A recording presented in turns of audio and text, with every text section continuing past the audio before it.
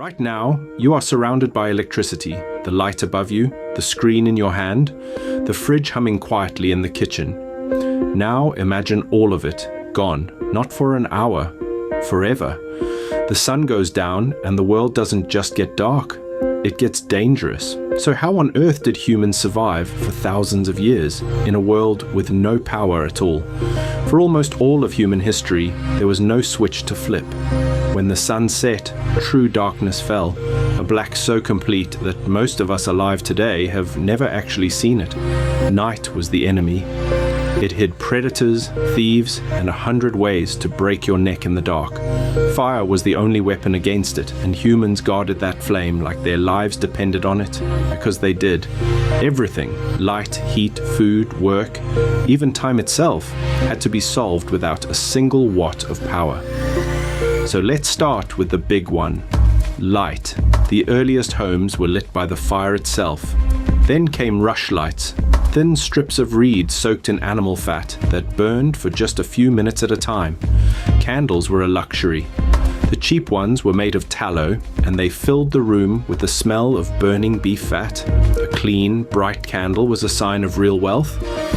Then came oil lamps, and for a while the brightest, purest light on earth came from a surprisingly dark source. The oil of hunted whales.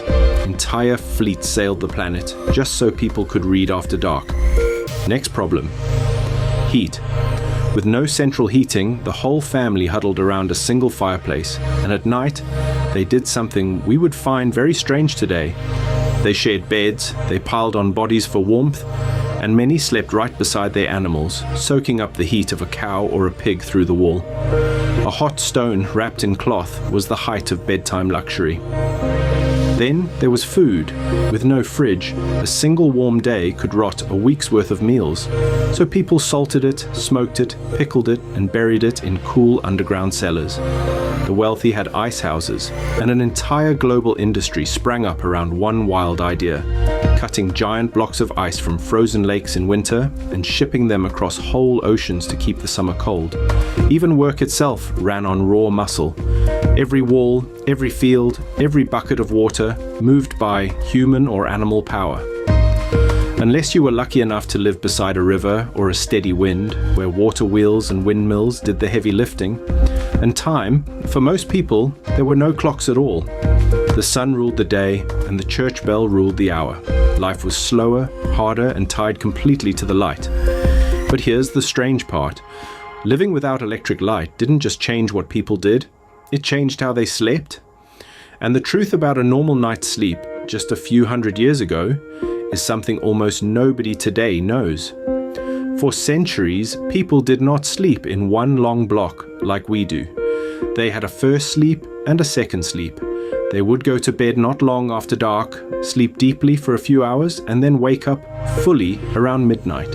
And for an hour or two, in the dark, they would pray, talk, tend the fire, even slip out to visit the neighbors. Then they would drift back down into their second sleep until dawn. To them, waking in the middle of the night wasn't a problem. It wasn't insomnia. It was just night. For thousands of years, this was simply how humans lived, ruled by the sun, softened by firelight, wrapped in a darkness we can barely imagine. And then, in a single human lifetime, all of it ended. It started in the streets. In the early 1800s, cities began lighting their roads with gas lamps, and for the very first time, the night could be pushed back on purpose.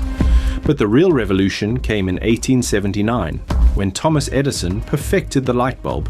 And by 1882, the first power stations were humming to life. For the first time in all of history, you could banish the darkness with the simple flick of a switch. And the change was staggering. The night, humanity's oldest limit, simply vanished. Streets glowed after sunset. Factories ran around the clock. The day stopped ending at dusk and stretched on as long as we wanted it to. But we didn't only gain something, we lost something too. The deep, total darkness our ancestors lived in is now almost gone from the world. And that quiet midnight hour, the gap between the two sleeps, was erased completely. Once the lights stayed on, we crushed our nights into one long block and started calling the old way a disorder. Electricity didn't just power our homes, it rewired our work, our bodies, and our entire sense of time. So tonight, when you switch off the light and the darkness rushes back in, remember this: that darkness was once the whole world, and for thousands of years, humans didn't just survive it, they lived in it. There's a brand new journey into the before times every single week. Subscribe, and I'll see you in the past.